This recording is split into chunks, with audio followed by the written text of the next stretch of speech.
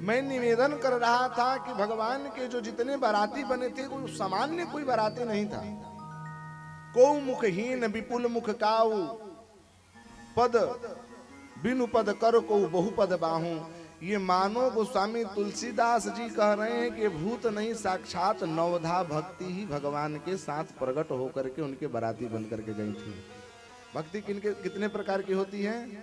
9 प्रकार की भक्ति होती है। नवधा भक्ति श्रवणम कीर्तनम विष्णु स्मरणम पाद सेवनम अर्चनम वंदनम दास्यम सख्यमात्म निवेदनम।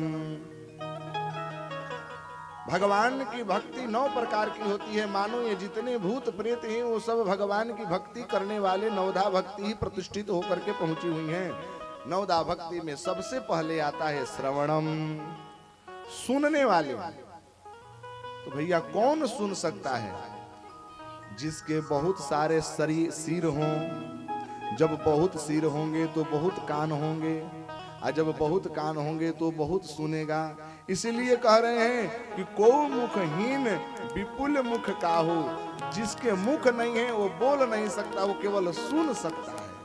तो मानो श्रवण भक्ति ही प्रतिष्ठित होकर के आई है। मानो गोस्वामी तुलसीदास जी कह रहे हैं कि जीवन में हो सके तो अत्यधिक मौन हो, मौन रहना चाहिए। इस कथा का सार यही होता है बंधुओं कि जीवन में जितना हो सके मौन की साधना करनी चाहिए। हमारे यहाँ संत लोग आज भी हैं जो चतुर्मास में मौन होकर के साधना करते हैं, मौन होकर के साधना करते हैं। एक और बात बताऊं, घर में जितने कलह होते हैं भैया, वो कलह का मूल कारण यह है कि हम लोग ज्यादा बोलते हैं, इसलिए घर में कलह होते हैं।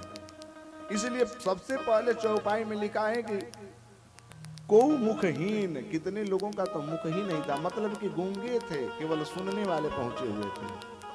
कितना सुंदर बात है कि मौनम कलहो नास्ति जपतो नास्ति पातकम।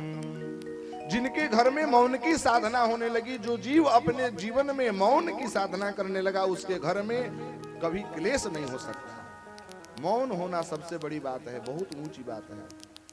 एक और बात ध्यान दीजिएगा, हार समझते हैं? हार कहाँ पहना जाता है? पायल कहाँ पहनी जाती है? पैर में।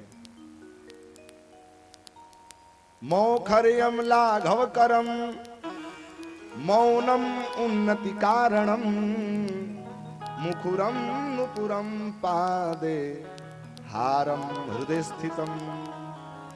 करेंगे जो ज्यादा बोलने वाला व्यक्ति है वो पायल के समान होता है, और ज्यादा बोलने वाला व्यक्ति पायल के समान होकर के वह पैरों तक ही रह जाता है। लेकिन जो मौन होता है वो हार की तरह होता है, किसी के हृदय में जाकर के स्थित होता है। इसलिए जीवन में हो तो मौन होना चाहिए। और एक आप लोगों से प्रश्न करूं, भगवान हाथ कितने दिए हैं? पैर कितने दिए हैं? आंख कितने दिए हैं? कान कितने दिए हैं? जीभ कितने दिए हैं? अच्छा, एक जगह कथा कह रहा था, धीरे से मैंने कहा हाथ कितने हैं? 2। पैर कितने हैं? 2। कान कितने हैं? 2। आंख कितने हैं? 2। धीरे से मैंने कहा जीभ कितने हैं? तो मेरे ही इशारा से 5। हम बोले अरे राम राम, यही करेंगे क्या? कितनी सुंदर बात है। भगवान चाहते मैया तो कान, एक कान नहीं रहे तो भी अपने एक कान से काम चल सकता है। लेकिन भगवान ने कान 2 दे दिया है, हाथ 2 दिया है, पैर 2 दिया है, सब कुछ 2 दिया है। देखिए दांत भी 2 है, ऊपर और नीचे। नाक भी 2 है, बायां पक्ष और दायां पक्ष। लेकिन जीभ उन्होंने एक ही दे दिया। क्यों?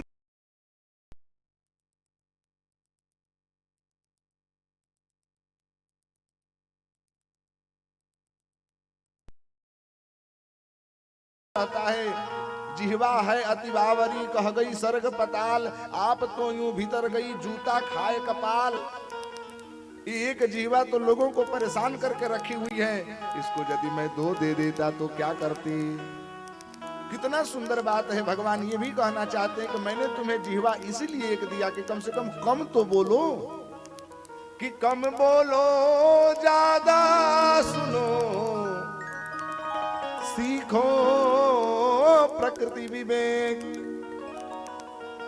जीभ दिया कान दिया दो, इसने जीभ दिया है एक। भगवान कहते हैं कि कम बोलो, जीवन में जितना हो सके कम बोलना चाहिए, कम बोलना चाहिए, अधिक सुनना चाहिए, अधिक सुनना चाहिए। लेकिन सुनना क्या चाहिए, ये भी तो समझने की बात है। सुने क्या, दूसरे की निंदा, दूसरे की शिकायत तो नहीं। जब सुनना है तो भगवान की कथा सुने। आप लोग भागवत कथा सुनी होंगी तो उसमें प्रश्न आता है, परीक्षित पहले यही प्रश्न करता है सुखदेव भगवान से कि प्रभु हम जानना चाहते हैं कि मरण धर्मा व्यक्ति को क्या करना चाहिए, म्रियमाणस से सर्वथा, क्या करें, जो मरने वाला व्यक्ति है उसको क्या करना चाहिए। तो सुखदेव भगवान ने 3 चीज बतलाए, 3 पथ बतलाए कि 3 कर्म करने से व्यक्ति मृत्यु को पार कर जाता है। तस्माद भारत सर्वात्मा भगवान हरिश्वरः, श्रोतव्यः कीर्तितव्यश्च स्मर्तव्यश्चित् क्षता भयम्। परीक्षित को भी भगवान सुखदेव यही कहते हैं कि देखो परीक्षित, जीवन का कल्याण करना चाहते हो, मृत्यु को पार करना चाहते हो तो श्रवणम, पहले सुनो, भगवान की कथा सुनो, भगवान की कथा का कीर्तन करो, पुनः भगवान की कथा का चिंतन करो, उनके लीला का चिंतन करो। श्रवणम सर्वधर्मेभ्यो वरम मन्ये तपोधनाः। जीवन में कुछ करे या न करे, लेकिन भगवान की जो व्यक्ति लीला कथा श्रवण करने लगा, उस जीव का जीवन पवित्र हो जाता है। सारी विषय हमारे कानों से ही प्रविष्ट होती है। कानों को शुद्ध करें, अपने नेत्रों को शुद्ध करें। कितनी सुंदर बात है। लोग अभी आज की स्थिति में ऐसे हैं कि बैठ जाएं तो दूसरी की शिकायत, दूसरी की निंदा इतने सुनने में तल्लीन हो जाते हैं कि नींद नहीं आती, और कथा में बैठते ही माता जी झुकनी आने लगती है। आपको मैं नहीं कह रहा हूं मैया, मैया तो एकदम पूरा हाँ भर रही है खूब, आपको निभा ही नहीं सकती।